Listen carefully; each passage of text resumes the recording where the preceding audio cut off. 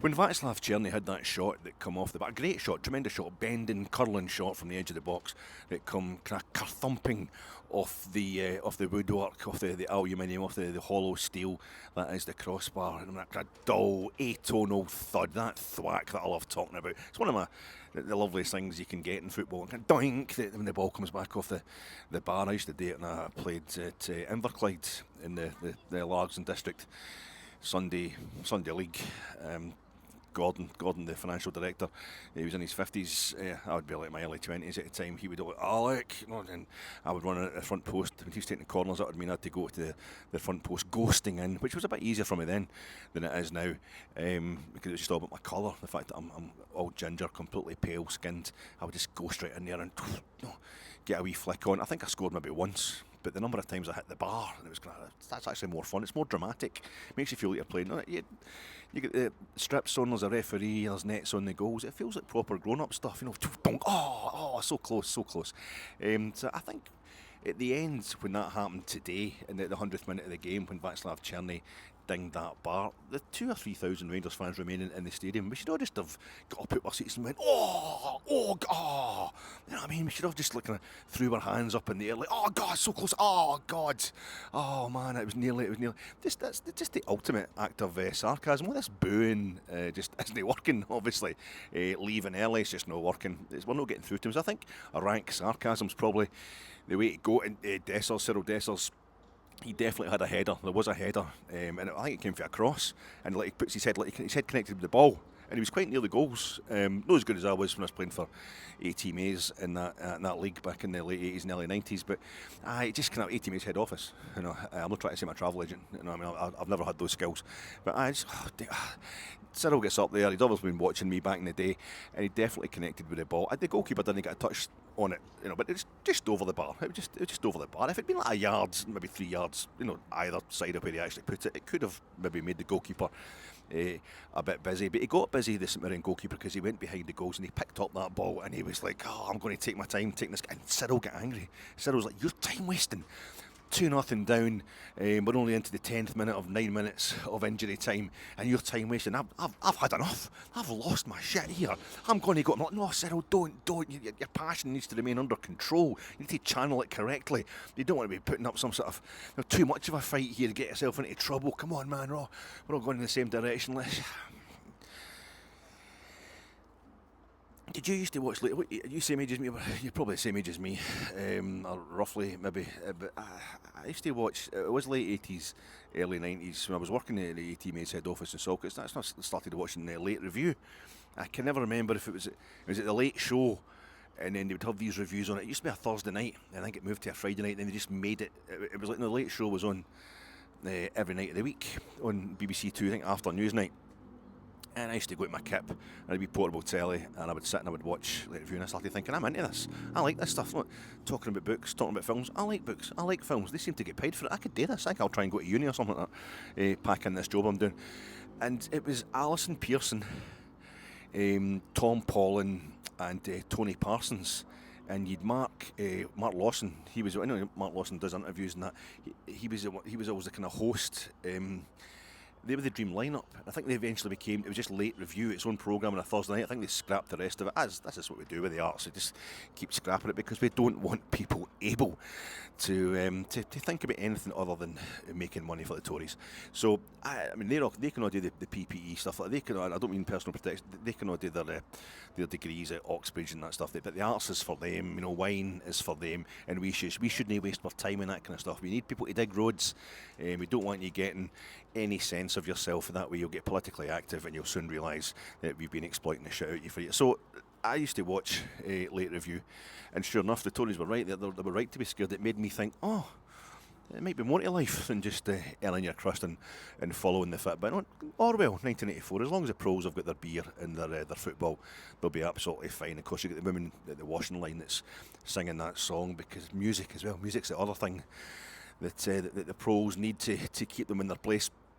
But I used to watch Late Review, and it was absolutely brilliant. I used to love it. And the dream lineup, they'd have various guests on. Michael Gove ended up on Late Review, and that's how I was disabused of that particular misapprehension that if you knew about books, if you knew about the arts, you obviously had some sort of soul. Nope. utter filth, evil human being. So I used to watch Late Review, and it was Tom Paulin, and it was Tony Parsons, and it was Alison Pearson, and it was Mark Lawson, and it used to be it was like the equivalent of Play School when I was a kid. It used to make me feel so cosy, like Rent-A-Ghost. When I was a kid, it would make me feel so cool, like watching Monkey. Remember Monkey used to be on? It was BBC Two. Oh, Monkey! Used to watch that. That made me feel so cosy, so safe, so kind of no tucked up. Usually would actually be tucked up in bed. A wee cup of tea and a crumpet that Mum had just got from Morrison's where she worked. Oh, life back then was just so idyllic. And I would sit and watch Late Review, and it was absolutely magic. And then it was good. And then later on in life, just the last 10 years or so, as well as everything else, it seems to be falling to pieces, which is an old man trope. Maybe this is what it is to be in your mid-50s. The whole world always seems to be falling to pieces the older you get, because things were horrific when I was a kid as well. And don't get me wrong, but Tony Parsons started getting more and more kind of right wing, and I knew he'd married Julie Burchill when the two of them were kids, and Julie Burchill became a kind of a cliche of antagonism. They took that kind of punk ethic, and obviously they were like when they both answered the advert for, what was it, like Hot Young Studs Wanted or something. The advert in the NME when they were kids, was it the NME? I can't remember. But the advert that they answered when they were both teenagers, when they were both kids, and that set them off in their journalistic odyssey, and then they eventually split up, and Alison Pearson became more and more right wing, just trying to. Not Alison Pearson, she did become. I'm dealing with Julie Burchill just now. She became kind of odious on a personal level, like really doing over her husbands and boyfriends and things like that. And why not? Men have been doing that to women for years. And then Tony Parsons. I quite liked some of the stuff he was saying. I don't like just your straightforward kind of.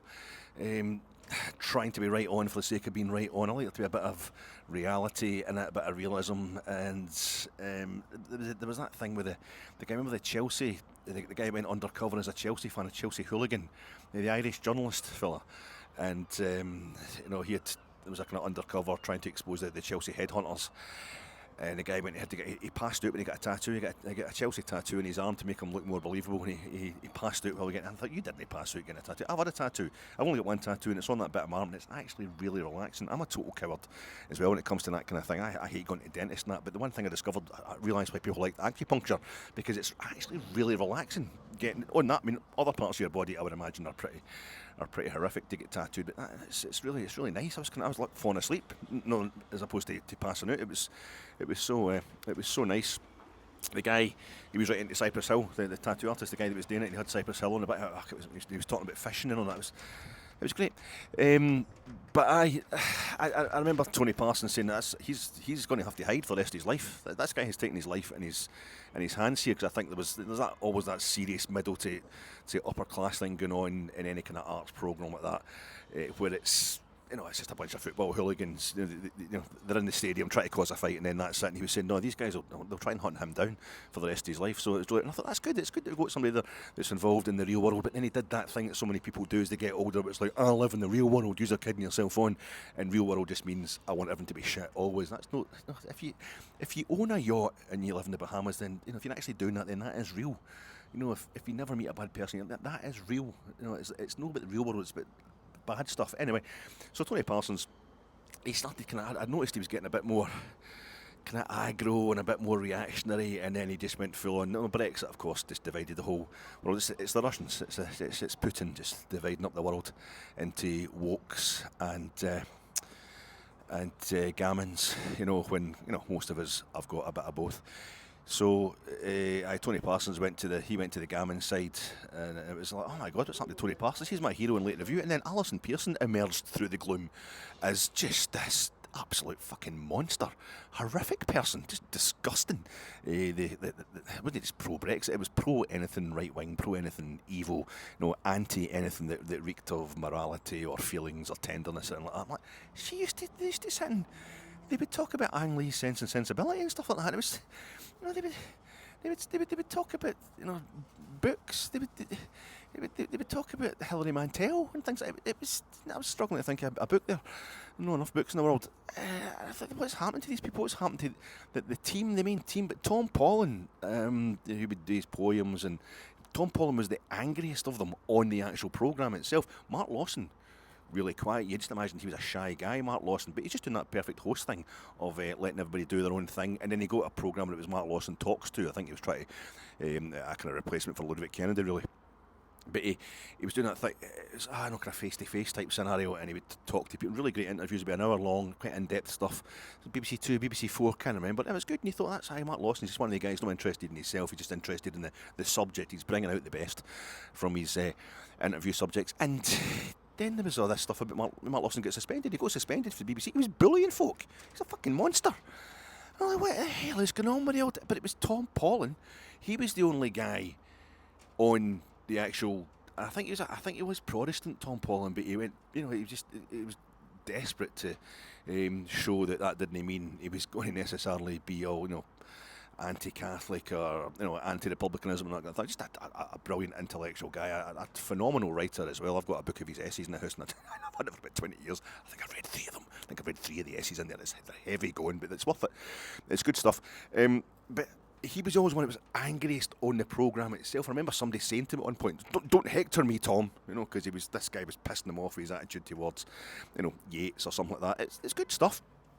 Tom Paulin, you thought, Tom Paulin's, back in the late 80s, early 90s, when it was on, you thought Tom Paulin is the angriest man out of this mob. But Tom Paulin was just getting the passion. He just had the passion for his subjects. It was the arts that he was passionate about. That was what would make him angry if somebody wasn't appreciating or getting the arts correct or whatever. And I haven't heard, he's the one, he seems to be in later life the least reactionary politically. I don't know what's happened with him these days. He's gone a bit quiet. He'll be in his 80s probably, but it's quite interesting, that, because I remember Heat. I'm always talking about Heat in these podcasts. I mean, in 1995 Michael Mann film, and before I saw Heat, I saw the review for Heat. I think I saw a late review. I thought I went to see Heat for the first time at the ABC, Sucky Hall Street. I thought that was a Thursday. Maybe it turns out that was a Friday. Anyway, I need to check that out. But I watched late review of Heat, Michael Mann's Heat, before I went to see it, and they were talking about it. But, I can't remember. Generally, they seemed quite interested. It seemed like a good film as far as we were concerned. There was lots of interesting stuff going on in it. It was a film worth seeing. But Tom Paulin said, there's a scene with a prostitute is murdered. It's just pornographic. And it's always stuck with me. It's just pornographic. This scene where the it's squalid, and it is. It's a bit. It's Waingro. Waingro, who's a nasty character. I've read Heat 2, the book Heat 2. It's no good. No, Michael Mann co-wrote it with, I can't remember the woman's name. I mean, she's a great crime writer, and she liked one of my tweets about it. So I hate to have to say anything negative about it, but I'm quite invested in Heat, and they're going to make the film Heat 2. It might be absolutely fantastic. I mean, Godfather is just Pulp Fiction, the actual Mario Puzo book. It's quite a decent read, but it's pretty old. It's no literature, put it that way. But of course, the movie is a different medium altogether, and it's a fantastic thing. It's one of the greatest pieces of art in history. So it doesn't mean to say just because Heat 2, the book is awful, that the film is necessarily going to be awful. But there's a lot of it's like women are getting horrible things done to them just so that the good guys, the so-called good guys in the story, have got an excuse to be extra evil. And getting revenge for them, and they have the bit with Waingro is the guy that sells out the whole crew and all that, and their failure to execute Waingro. The fact that they bring him along on the first job at all is a bit of a mistake on that crew's part. But it's like on the side, in between times, Waingro is also a serial killer of female sex workers, and there's the scene where he leaves a lassie's body in a bin or something like that, as happens in real life and all that. But it's squalid, it's awful, it's kind of pish. And it's a bit that I'll fast forward through or just flick past when I'm watching. And it also gets, it's where our mum comes to the crime scene because somebody's notified, somebody's told the mum who lives nearby, so she comes to find her daughter, to see her daughter, and her body's covered up, and it means Al Pacino as Vincent Hanna. It's a really kind of bad part of the film, a bad part of the writing. It's even worse, this kind of strain of the writing all through Heat 2, and that Vincent Hanna gets to look like a total hero because he's got basic compassion for a woman who's just had lost her daughter. Her daughter's just been murdered by a serial killer. It's a bit much. It's bad writing. It's not very compassionate. It's not achieving what it's trying to achieve.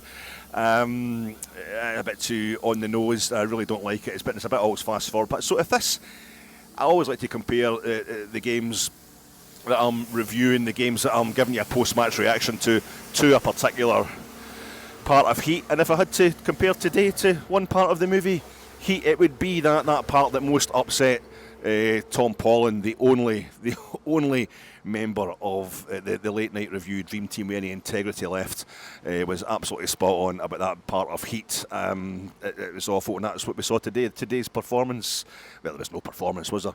Today was just squalid. It's that moment where I go, yep, aye, okay, I see it now. There's no more excuses to be made, really. That is that. Hi folks, welcome to your fat egg, Philippe Clement, having failed to lose a game, in fact having dropped points in one home league game all season and winning every other domestic home game this season, has just gone from losing his first domestic game of the season to a West of Scotland team in black and white who've won multiple Scottish Cups but have never been champions of Scotland, to following that up with the second straight home domestic defeat of the season to another team from the West of Scotland who play in black and white and have won multiple Scottish Cups but have never been champions of Scotland. Reaction pod coming to you in association with Jersnet. Check out Jersnet tomorrow night, Sunday night, the flagship show. It's going to be Scott, it's going to be Ben, it's going to be Ross. So you've got three very handsome, very erudite men, and you'll be in safe hands there. They've got a lot to deal with tomorrow night. But check out the boys tomorrow night. Scott's hosting that, so they'll all be in good hands, and you'll be well looked after. And we're needing looked after this now, aren't we? Because we're feeling a bit tender. I am sponsored by Jersnet, and I'm also sponsored by emojis. No, it wasn't a thing when I was a kid. The whole social media, the phones, getting to that situation where you can send me messages to each other. It used to be texting, and then you get emojis coming along, and they revolutionised everything. It's particularly the crying with laughter emoji, which I think is one of the most valuable contributions to anthropology, sociology, whatever you want to say. And it just lets you know that you're dealing with somebody who's scared here. You're dealing with someone who is utterly terrified. And there's been a lot of financial experts this week hitting you with the laughing emojis, and you think, it's okay, it's going to be okay. You know what I mean? The Boston Celtics, the Boston Red Sox, the Pats, the New England Patriots, the Red, White and Blue Patriots. The word England's in there, but no, we reduce it to the Pats because it's in that part of the world. They would take over. They would take over. So it's okay. You'll be okay. It's no. When people start telling you it's not going to happen. It's not going to happen. You think, they're shitting themselves. They are actually shitting themselves. And but you also get Rangers fans telling each other. If I'm saying things like, well, we need to wait until it actually happens, and folks say, it's definitely going to happen. I mean, how do you know it's not going to happen? Talking pish, ha ha ha ha. Nobody's actually said that to me, but I've seen other Rangers fans doing it to other Rangers fans, casting anything less than 100% enthusiasm behind, and totally believing. If you're not totally believing these rumours that we're going to be taken over and we're going to get a massive cash injection, and we're definitely going to get the same money that Leeds United are getting, at least minimum.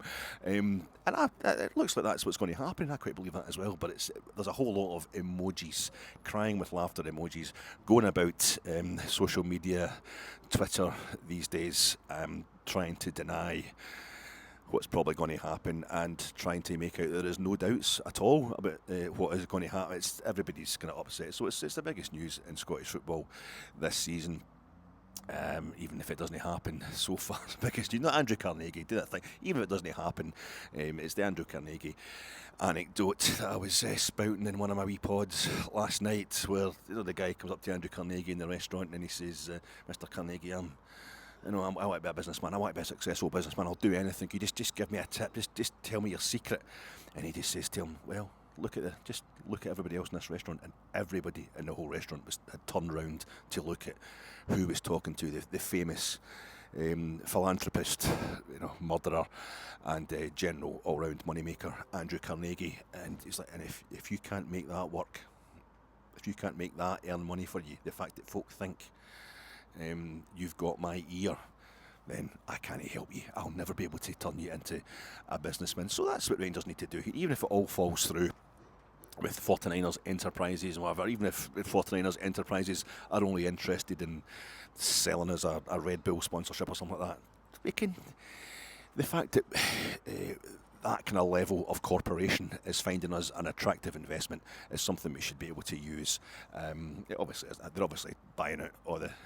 They're going to get themselves 51% of shares and take us to the next level. But it's been the emojis have been used. My name's Alec Anderson. I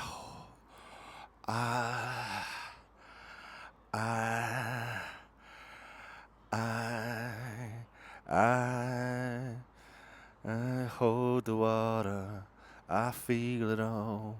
I ask myself a million questions in the dark.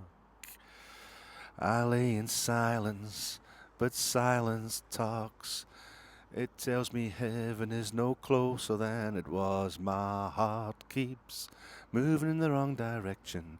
I'm about to cross that line, looking for a wrong affection time after time. Trying to find a new distraction, wanna make it last all night. Everything that I've been mixing all mixed up inside.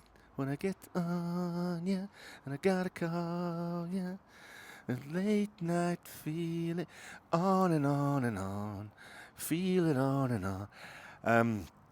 I'm talking to you after Rangers lost 2-0 to St Mirren in this afternoon's SPFL Premiership clash at Ibrox, and clash, I should be sued under the Trades Descriptions Act for calling that a clash. Plenty of clashes going on physically. St Mirren just knocking our players all over the place, and they were falling over. Like the big wussies they are, or the small wussies they are. No, this was just, they just rolled right over the top of us. St Mirren steamrolled us, and a complete and utter surrender. There was a moment, you've got to do that thing, I don't want to talk about the game. You've got to do that thing as a bloke, where you're like, we always talk about women, they're so, and this whole thing of, the idea that, men off onto one category of behaviours and women off onto one category of behaviours, it's all bullshit, and there's all sorts of, genders, sexuality, whatever you want to call it. It's like, no. But there's a definite thing where there's a type of bloke, an arsehole like me usually, who's got, women, they're just all so romantic, they love romantic stuff and all that, we're just hard, we're just like beer and football and all that, and bullshit. The first thing we do when we get a few beers in is we start being really romantic and really sentimental and pathetic about the football itself. But you do that thing, you think you're impressive as well if you can take something that everybody knows is brilliant, but you reduce it to one tiny moment, one tiny detail, one tiny exemplar of everything that it can do. And you do it all the time. Like, you're talking about Dennis Bergkamp, for example. Bergkamp, the stuff like they take the ball, the control, the touch, and if you're Dutch, you'll do that thing when you go, but that goal against Argentina in Marseille, Dennis Bergkamp. No, that's the commentator noticed how I was feeling at the time. And that's the way he takes it, and he just curls it into the top corner. That was just everything you need to know about Dennis Bergkamp. You really don't. That's not everything you need to know about him, especially if you're trying to buy him. As a manager, and you need to know how fit he is, you need to know what kind of stamina he's got, what's his tackling ability, what position does he play. There's so many things you need to know about him. And myself as somebody who's based in Britain and watches English football, stuff like that, I would talk about the moment at Newcastle, St James's Park, which is one of the most amazing things I've ever seen in my life. And there was a similar thing with Trevor Francis. Trevor Francis, very short spell at Rangers. The late Trevor Francis, I still find that really unusual to say. But I was at his debut against Dunfermline, and it gets more and more kind of mythical as time goes on. And there was a moment in that game, and I've watched the highlights, the sports scene, Scottish Sport highlights, Jock Brown commentating, are on YouTube of that game against Dunfermline, which is, was it August 1988? August 87, is it? August 87 it'll be, because 88 season, and we beat them. It was him and Souness having a wee kind of, we used to play for Sampdoria. We're a class above reunion, a very self-indulgent signing by Graham Souness, but it was an exhibition they put on that day. Dunfermline had just been promoted, beat them 4-0. But for me, what sums up the genius of Trevor Francis was a moment in that game where he did that. He did that kind of thing like Bergkamp did up at Newcastle, where you don't actually know what he's done. Against teams in black and white stripes, wasn't a lot of that going on today. But he had his. I was in the Cope. My season ticket was like 2 or 3 rows for the very front of the Copeland. Directly behind the goals, and he does it just at the technical area, probably just inside the Dunfermline half, and he's out in the wing, and he's got his back to the Dunfermline goal. He's got his back to the goal he's shooting towards, and he takes the ball, and there's a defender right up his backside, and he did something, a touch of the ball that it was like that Bergkamp thing where he's simultaneously, kind of curling it through himself and round the defender, and he's going one way, the ball's going the other way, and he's going back round to meet it, all in one kind of action. And the thing was, you watch football. This is the spiel I always go on when I'm drunk and I'm in the pub and I'm talking this kind of stuff. You watch footballers, and if you've played any kind of football, played football at school, played football at the back door, played, pub league football, most things you'll see in professional football, most things you'll see watching even like the World Cup, you could, I don't just be watching Scotland the World Cup, I mean watching like the World Cup final, even stuff like Mbappe does, world class players, you're thinking, you can understand how brilliant they are, or just how brilliant, because you have done a kind of version of that, a kind of little, a really, really awful, very much incredibly slower version of what they've done. Or you can imagine, I can imagine how the ball must feel on Mbappe's foot right now. Like I remember the goal he scored against Man City in Manchester when he sclaffed it off his shin. I could probably manage something like that. You could work out, even if you couldn't do it at that speed, and you certainly couldn't do it at that level of football, you could probably do an impersonation of it. I used to do the Derek Ferguson Cruyff turn when I was trying to play football just to change direction, but that it was awful compared to Derek Ferguson's, but I wasn't playing at the same level of football as Derek Ferguson, so it would work out every now and then. So you get an appreciation of what they're doing in that, but it's. There's certain footballers who do things, and Maradona, that's why he's the greatest of all time for me, and of course Messi as well, who probably is the greatest of all time, but he'll never get in my affections the way Maradona did. But they would do things you thought that's just physically impossible. Not only that, but I can't work out how they've done it. I actually can't work out how they've done it. And Trevor Steven did that thing. It's things you cannot compute. You have to watch it a million times before you even realise what it is that's actually happened. Never mind have any hope of even trying to impersonate the basics of it. So that's the kind of thing I love getting into, and I do that with Raging Bull.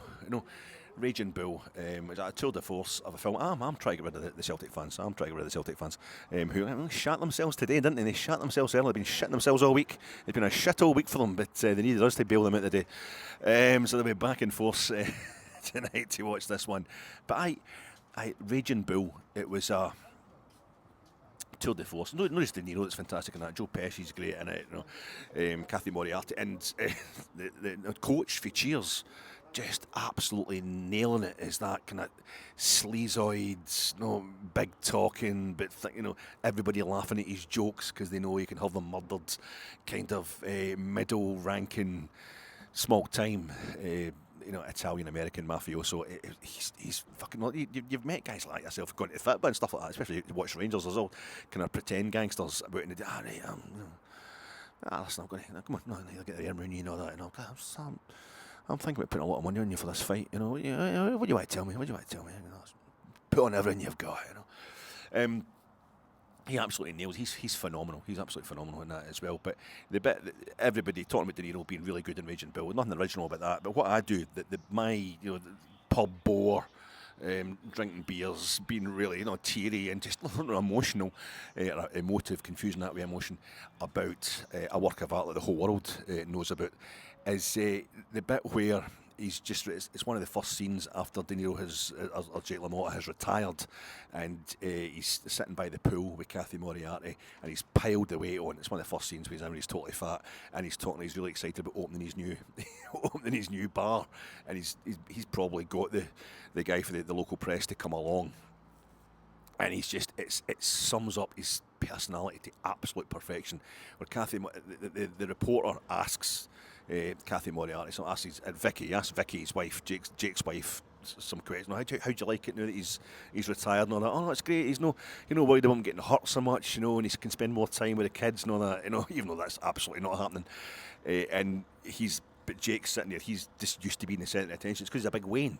He's a total Wayne, but he can't wait to talk about his new place, his new bar that he's opened. And he's saying, but he's kind of sitting there, kind of like, can we get back to me? And he's like, can I just say, oh, sorry. And he realises he's interrupted, and he checks with her and he goes, are you through? Are you through? Are you through? Are you through talking? Have you finished with your wee turn talking? Because I want to talk to the guy again. It's like the basics of manners. It's not even just acknowledging the fact that he might be interrupted. He's just like, no, you true? Okay, right. I've got this new. You'll never guess what I'm going to call it, and it's that for me is the moment. Just sums up what De Niro is, the genius of his acting in that film, the genius of him just completely embodying all that was wrong with Jake LaMotta. But that line, you're done. Like, basically, you're done. Let's just can we just move this on? Can we get this back to me? That's all that the current board of directors are getting, and that is from the Rangers support. I'm spouting away for about 3 hours in the last 2 or 3 days, talking to myself in these podcasts, saying how it's a moment where we've got to acknowledge what it's like to be a Rangers supporter. We've got to acknowledge what it's like, what are Rangers actually all about. We're going straight back to, we've gone from, we've got to boycott Ibrox, let's get rid of everybody. These people are taking the piss out of us, they're gaslighting us, burn the place down, hound them all out. To, that's not brilliant, we've got this new money coming in, there's a chance, there's a rumour that we're going to get a lot of money and we're finally going to be able to win the league again. Brilliant, I've been a Rangers supporter all my days, I'm super loyal. It doesn't work like that. There's got to be a moment where you just, kind of sit and you acknowledge how we've got from A to B, and the fact that Rangers have to exist somewhere in between all that. And it's just not been happening this week. It's just a lot of people. I'm making this case all the time, and it's just folk going, it's brilliant and it's a breath of fresh air. Now we've got this one. I bet. Can we acknowledge the fact that we've been really horrible to our own football club? What is our football club? What is any football club if it's just about, I hate you when you're losing, I love you when you're winning? What's that? I don't know. It puzzles me. It's quite kind of existentially, and all it's been just there is no hanging about for anybody. It's like Sky Sports News, where they do that thing. You watch Sky Sports News as often as I do. They're constantly telling you, it's going to the league decider, the game of the century. Manchester City, Liverpool, whatever it is. It's gone right down to the wire. Man United, Blackburn Rovers. It's gone right down to the wire. It's been happening my whole life. It's going to be, and then they'll have one day. The title will be decided, and then it'll be okay. So, who are they going to sign next season? And do we not have even a moment of acknowledging? It's like the Christmas adverts. The Christmas, you built us up to that for so long. And it's like you're going to, M&S, it's a special Christmas, you're going to stuff yourself with M&S food, get presents for everybody, and then it's like, right, that's me, settle Christmas Day, I've had the meal night, you turn on the telly, adverts are for sofas and holidays and losing weight. You feel it's be a warm down week with the commercials, where it's like, did you have a nice time? All the companies that were selling you all stuff for Christmas should be made to have a week after Christmas where they're giving it. Was it nice? Who did you have round? Did you just spend Christmas yourself? But sometimes it's nicer just to be by yourself in Christmas, because there's a lot of hassle involved. Nice kind of warm down stuff, and it's the same. I know with Sky Sports News, when it comes to big league deciders, and that they move on to the next thing. They want to keep you, upset all the time. They want to keep you uptight. They want to keep you worrying about the next thing. They want to keep you moving on, and I feel there's a bit of that going on just now, where it's just like everything's been an absolute nightmare. Oh no, everyone's absolutely fantastic. Did you say you were going to never come to watch Rangers again or something? Did you tell me that this is the worst Rangers team you've ever seen in your life? Why? How can you just suddenly flip like that? What are we? If we hate all the players and we hate the manager and we hate the board of directors? And, there's a lot of virgins just now telling me that I'm not angry enough as well. If the supporters are falling out with each other as well, what is Rangers actually all about? There needs to be a moment where we sit and we go, this is bad, but we stick by them. Okay, maybe we had that they thought we did that for the 4 years in the lower leagues.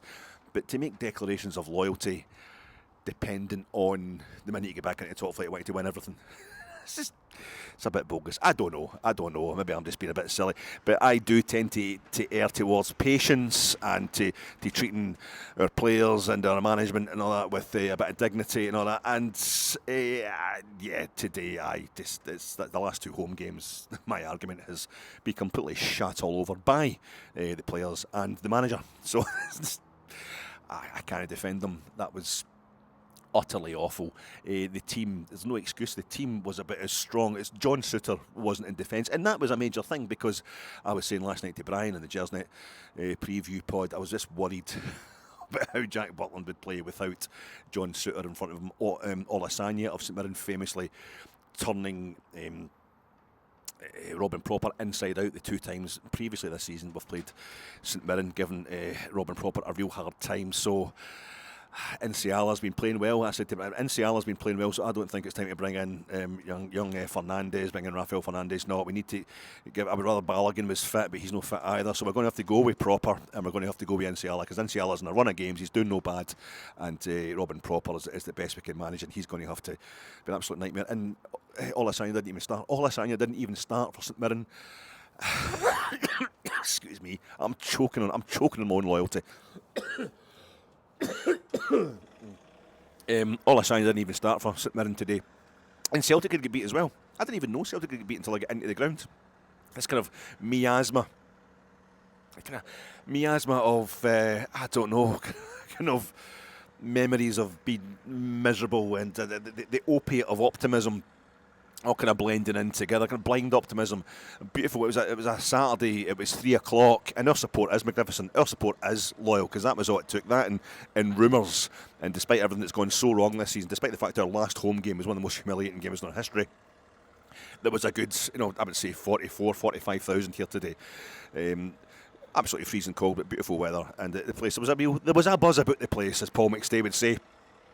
It was pretty optimistic. It was a nice feel, nice to see everybody, but I hadn't even bothered checking it. Too much football podding, too much chat, too much emotion going about this week.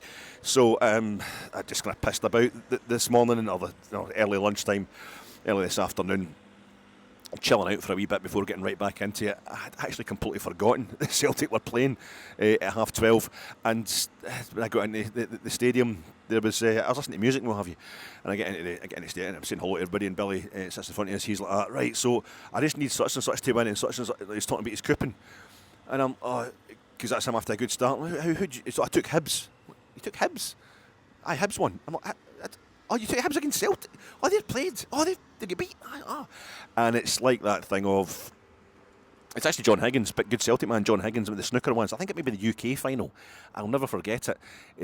He was absolutely destroying. It was the English fella. I don't know much snooker very well, but he was destroying this fella. He was absolutely hammering him. I think the fella he'd won like the first 6 frames or something, and gone 6-0 up in the early session, and then John Higgins had just come back at him, chipped away, and then just went right into kind of world champion style mode, and was destroying the fella. And then he missed, I think it was the final frame, and he missed an easy chance, John Higgins, and the other guy there was still plenty left on the table, and he left the guy with a pretty standard chance to clear the table and get right back into the game, and the fella could hardly get out of his seat. I would never forget that he could hardly get out of his seat because he'd been so shattered. The emotion of thinking he had the final won, and then having been completely destroyed for like a whole day.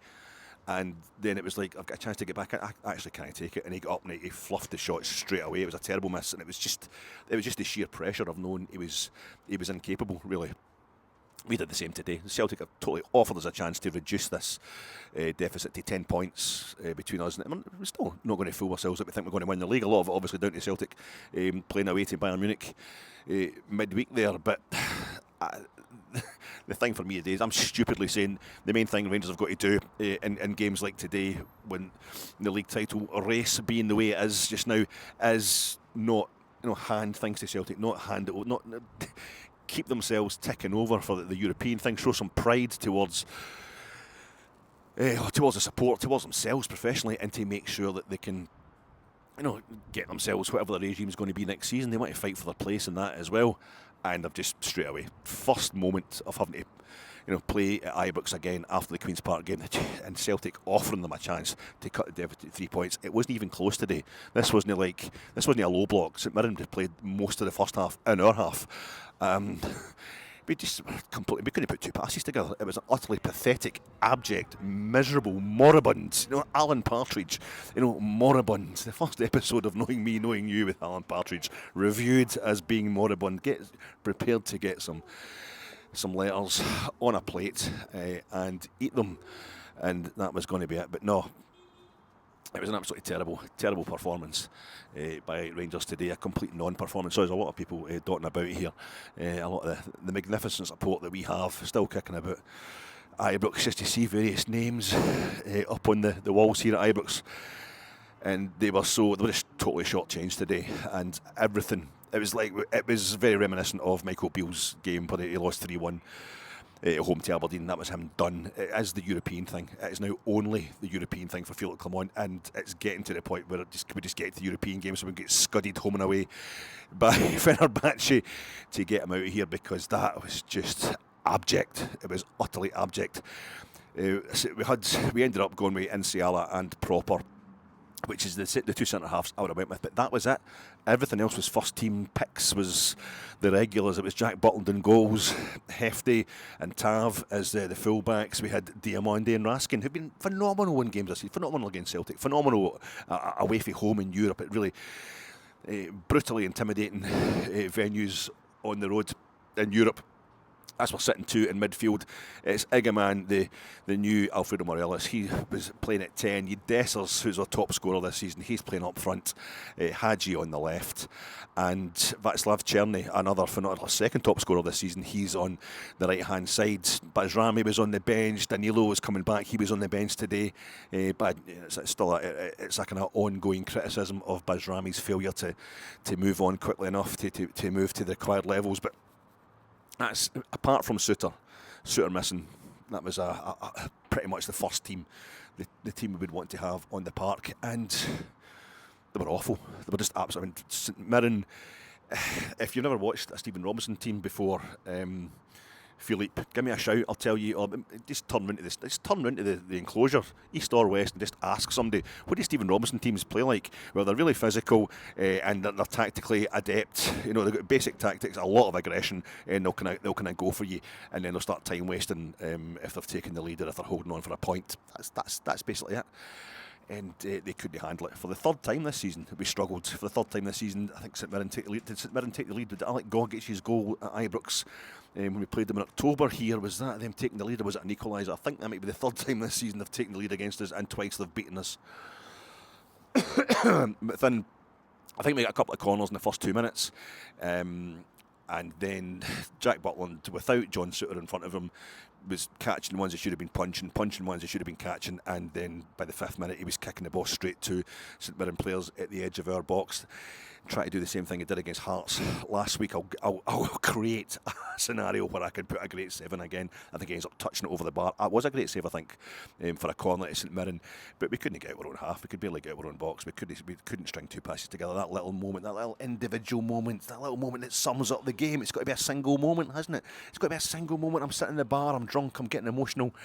It's actually emoting. It's a different thing altogether. Igaman, 25 minutes I think it was on the clock, and the ball comes to Igaman. He runs over. It's just inside our half of the park.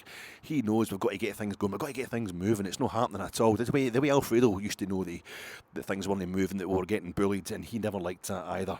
And like Igaman, he's very, very poor at putting in a sly tackle to try and get us back, to try and start winning the fight again. But at least he's bloody trying. But he had a little moment, I think it's about 25 minutes, where Hadji's on the left, and he's been getting the shit kicked out of Yanis Hadji because he was the only one of our players that was really doing anything, or trying to anyway.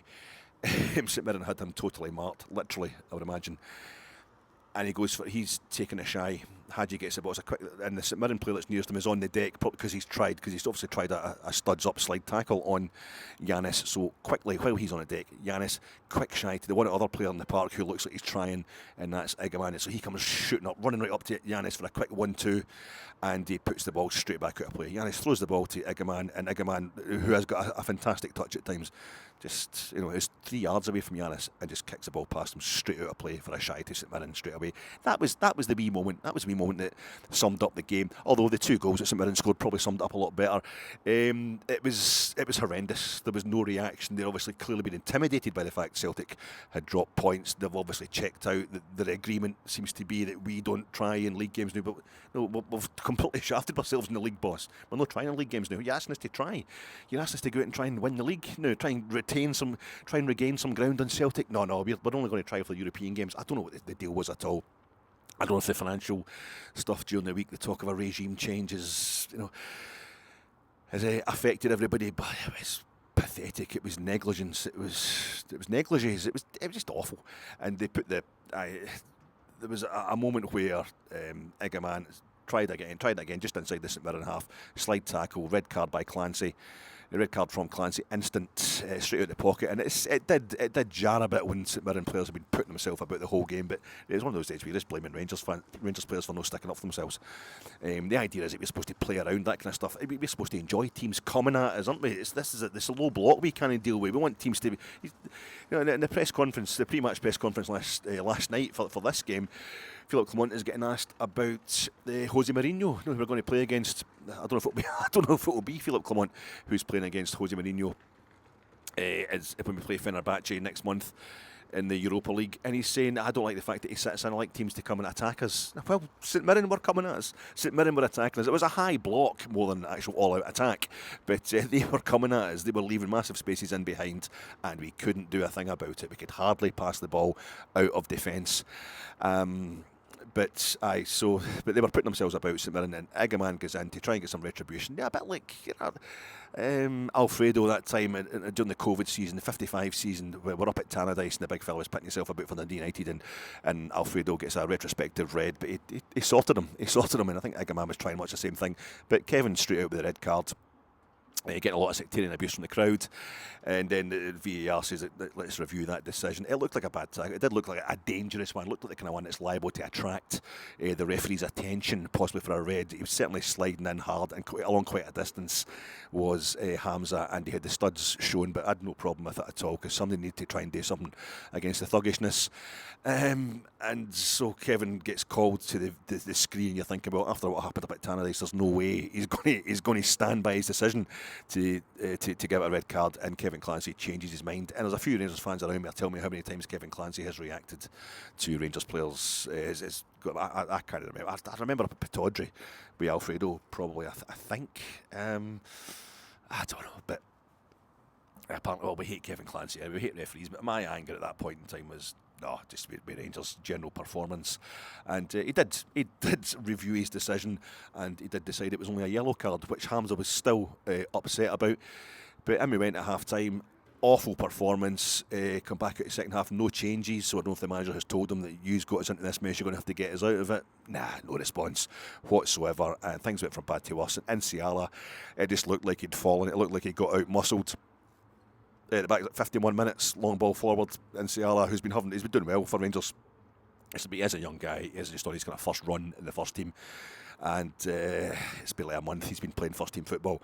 He just gets knocked off the ball. St Mirren players are all twice the width of our players. They're total gym bunnies, and they're obviously doing the gym all the time, getting their muscle on, and they're all pretty fast as well, and they're tactically astute. So what they lack in technical craft, they make up for in determination, application, and we could take some bloody lessons from them. We really could. They're they're sixth in the league. Well, they drew 0-0 with Hibs last week, and Hibs are a good team. The guy just crashes into Nsiala. He just puts the ball quite easily past Jack Butland, and it goes to Clancy blows for a foul straight away. But I wasn't convinced, and sure enough, VAR, and it took about 6 minutes, just the way the season's gone, just to up the agony, to kind of drag it out before they said no, it was a goal. Nsiala basically just couldn't cope, and then on came Olasanya. I says, okay, well before that we took off Igaman. and on came Danilo. Danilo, we needed taking off Igaman. I don't know if he did. He's played a lot of football. He felt he's obviously struggling a bit now, Hamza Igaman, but he's the only guy showing anything. Just before St Mirren scored, he had went in a wee run, made that lovely bit of kind of footwork to take a guy out of the game completely at deep, and he went screaming through on goal, and was a bit unlucky. It was basically the first kind of coherent bit of attacking we'd shown all game, and it was straight after that St Mirren scored the first goal of the game, which we responded to by taking Igaman off and bringing on Danilo and leaving Dessers on, who was, I mean, just wasn't getting the service, of course, Big Cyril. He's got the physique, but he's not got the pace to get involved either. But it was grim. And along went St Mirren on attack again, and it was the same thing. It was this Insiala just completely caving. It was Olasanya come on the putters, but they brought on Olasanya, and I'm thinking, all right, he's going to go for proper now. No, it was Insiala. He went for, just knocked him off the ball again, and it went for 2-0. Just easy peasy, stealing sweet stuff a kid, and there was no response at all from Rangers. A few more substitutions. We took Hadji off. He looked absolutely devastated as he walked past me coming off. Brought on Bajrami. We brought on somebody else as well. I can't really remember who else we brought on, but it was just pathetic. It was just an utterly listless, utterly awful. It was a surrender. It was a capitulation. And say, having not lost a domestic match all season, we've lost our last two. I don't know the last time we lost two domestic home matches on the trot. It's probably really recently, but I don't think we did it last season. I'm not sure we did it the season before either. You can put me right on that, folks. But it's a while, and it's almost like Clement, as well as getting knocked out each competition domestically, really increasingly listlessly. I mean, the League Cup final, we took that to the nth degree. That really could have been ours. That should have been ours, that League Cup final. The league, we've basically surrendered, and I thought we were going down fighting. No, giving Celtic a pasting here in the 2nd of January, and putting together some cracking performances. Before we went out the Scottish Cup, we were just every bit as far behind Celtic as we are still tonight, even though we're running out of games now in the league. But Scottish Cup, the minute we went out the Scottish Cup, that was it. We weren't very up for it at Tynecastle, but got away with it. I think to win 3-1 at Tynecastle, you can't do that by accident, really. But to come back to Ibrox, and a big crowd to be there, nice sunny day. Celtic have dropped points before it. If you cannot respond to that, you've checked out. I don't know if the manager's checked out. I think the players definitely have checked out. I don't know if the manager will be checked out now. I don't know if that's too much. A defence, the way things are going at Rangers, as I say, there's a very public defence of the manager midweek, and he just gives us a humiliation in his next game.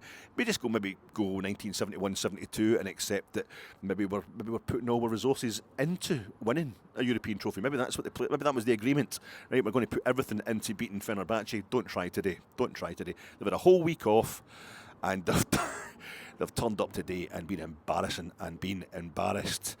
I know Scottish football has changed. It's generally a lot stronger. In the 70s, we should be so much further ahead of everybody else. But it was absolutely absolutely rank today, and it looked like a sacking game. It's only the fact that we're still in Europe, and it's not the fact we're still in Europe, it's the fact that we're at such a late stage of European football. I know we've been to a couple of finals in the last 20 years in Europe, but for us this is still major to be in the last 16 of European competition.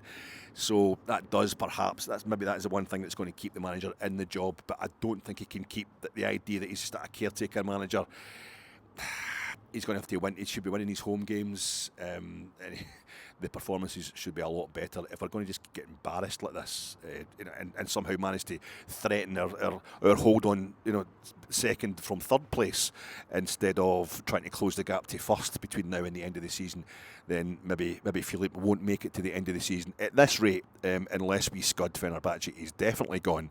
But the way we played today, he might not even make it to be in charge of the Fenerbahce game. Right, folks, that's more than enough podding from me. I'll be back probably on Tuesday for a very, very brief, I promise it will be brief, preview of Kilmarnock at Rugby Park. A venue where we always do so well down there. It's been bloody awful today, folks. It's been a very exciting, very interesting midweek, but a lot of that I think was to do with the fact that Rangers just weren't playing, and they weren't playing today either. Try and enjoy the rest of the weekend, folks.